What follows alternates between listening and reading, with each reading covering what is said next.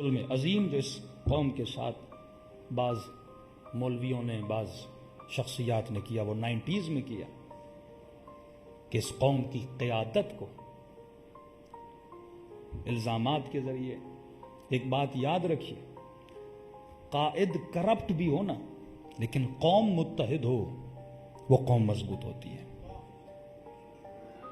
نام نہیں لینا چاہتا لیکن آغا خان میری نظر میں تو متقی نہیں ہے نا، لیکن آغا خانی کیوں مضبوط ہے؟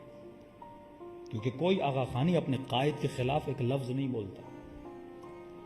جب قوموں زبان درازی پہ آ جائے نا، انسان ہے جائز الخطا ہوتا ہے، لیکن جب قومیں زبان درازی کرنے لگے، مولا علی کا جملہ یاد رکھنا، فرمائے وہ جتنے اپنے باطل پہ مضبوط ہیں تو اتنا اپنے حق پہ مضبوط نہیں ہے. جب ہم نے یہ جرت دی نا کہ قوم کا بچہ بچہ بھی اٹھے اور مولوی کو گالی دے، مولوی کو برا بلا بولے، تو اس قوموں کی قیادتیں کبھی مضبوط نہیں ہوتی. اور جہالت میں آ کر ہمارے لوگوں نے وہی کام جو دشمن چاہتا تھا. جب گلگت بلتستان کے الیکشن ہوئے، بے نظیر کی حکومت تھی، اکثریت میں شیعہ جماعت ووٹ لے کر آئی.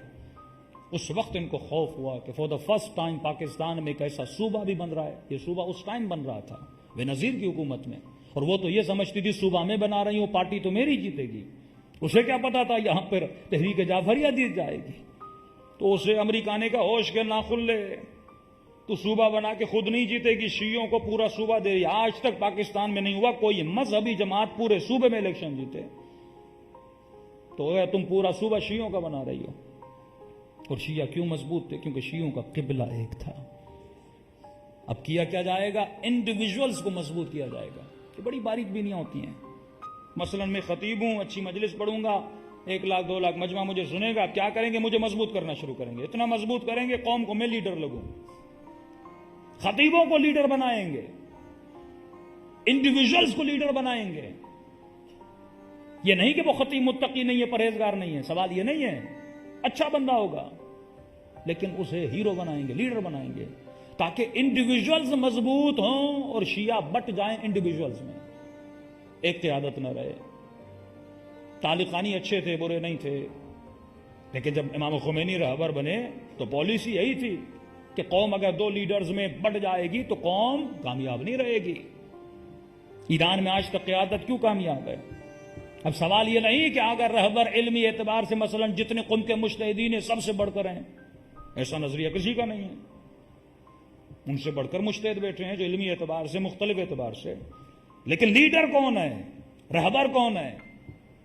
تو ڈائریکشن تمہاری ایک ہونی چاہیے. علم اور ہے، رہبریت اور ہے. قاضی شورے کے پاس بھی بڑا علم تھا لیکن اس کے اندر لیڈرشپ کا سینس نہیں تھا. تو جو لیڈر ہوتا ہے سیاسی سینس رکھتا ہے، شعور رکھتا ہے، اسے پتا ہوتا ہے کہ قومی حالات کیا ہیں، قومی مسائل کیا ہیں، مجھے کون سی پالیسیز بنانی ہے، کون سی پالیسیز نہیں بنانی. اسے ہڈن چیزوں کا پتا ہوتا ہے، اسے ہڈن خبروں کا پتا ہوتا ہے.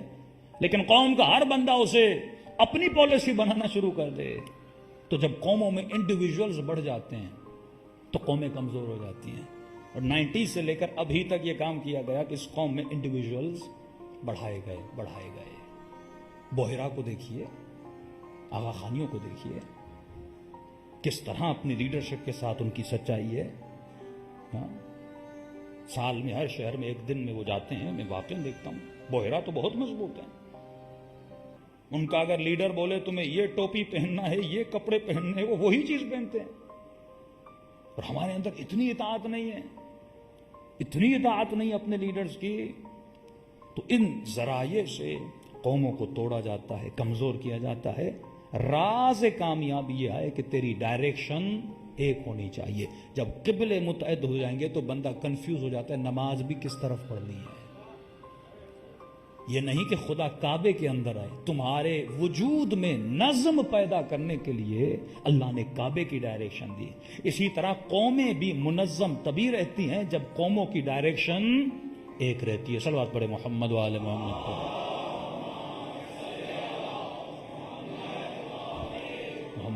10 متقی، 10 پرہیزگار، اس سے بڑھ کے جملہ کہوں 10 حسن نصر اللہ پاکستان میں ہو نا، 10 حسن نصر اللہ. پاکستان کامیاب نہیں ہوگا، شیعت کامیاب نہیں ہوگی. جب ایک حسن نصر اللہ ہوگا نا تب شیعہ کامیاب. تم 10 متقی بناؤ کچھ بھی نہیں ہوگا. لیڈر ایک ہوتا ہے, رہبر ایک ہوتا ہے. بات صرف اتنی سی ہے جو لوگوں کو سمجھ نہیں آ رہی. آپ کتنے بھی اس ملک میں کارنامے کر لو, کتنا بھی اس ملک میں محنت کر لو, لیکن جب تک قیادت ایک نہیں بناؤ گے, جب تک قبلہ ایک نہیں بناؤ گے, جب ایک شخص پہ متحد نہیں ہوگے, تب تک تم کامیاب نہیں ہوگے.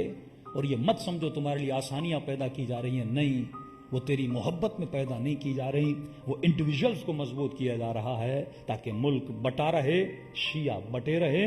یہ سیاسی قیادت بھی ہو, جو بھی قیادتیں ہوں, ملک تب ٹوٹتے ہیں, صوبے تب ٹوٹتے ہیں. بنگلہ دیش کیوں بنا؟ جب قیادتیں 2 بنی تو ملک ٹوٹ جاتے ہیں. قوموں کو اسی طرح توڑا جاتا ہے. انڈیویجول قیادتیں پیدا کی جائیں. اپنے مخالفوں کو دیکھیے, وہ مضبوط کیوں ہیں؟ کیونکہ ان کی قیادتیں ایک ہیں. ایران تب تک ہے جب تک ایک قیادت ہے, یہ ذہن میں رکھیے.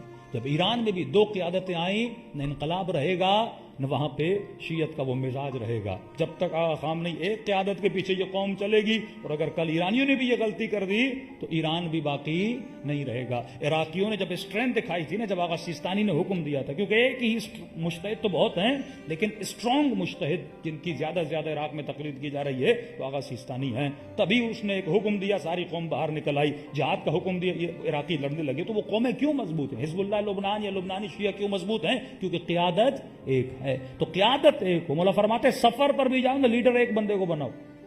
ایک قافلہ بھی 2 لیڈروں کے ساتھ نہیں چلتا, انجمنیں 2 لیڈروں کے ساتھ نہیں چلتی, امام بارگاہیں 2 لیڈروں کے ساتھ نہیں چلتی, تنظیمیں 2 لیڈروں کے ساتھ نہیں چلتی, تو شیعہ 2 3 4 5 6 لیڈروں کے ساتھ کیسے چل سکتے ہیں؟ تو اللہ نے عقل دی ہے. وَأَتَّبِرُ يَا أُولِي الْأَلْبَابِ. اگر تو عقل کا راستہ اختیار نہیں کرے گا, چھوٹا چھوٹا ذاکر لیڈر بننا شروع کر دے, قوموں کو ڈائریکشن دینا شروع کر دیں, تو قومیں تباہ و برباد ہو جاتی ہیں. تو ولایت کا مطلب ہے سنگل ڈائریکشن, ولایت کا مطلب ہے طریق واحد, ولایت کا مطلب ہے ایک ہی راستے پر, ایک ہی طریقے پہ اپنی زندگی گزارو.